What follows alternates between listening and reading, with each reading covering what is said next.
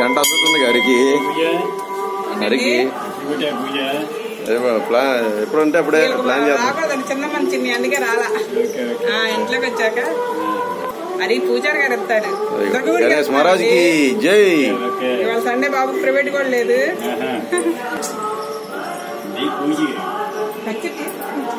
అవి పూజ చేశారమ్మ. దండం పెట్టుకో. దండం పెట్టుకో తాతగారికి. చెప్పు తాతగారికి సంగతి. బాగానండి.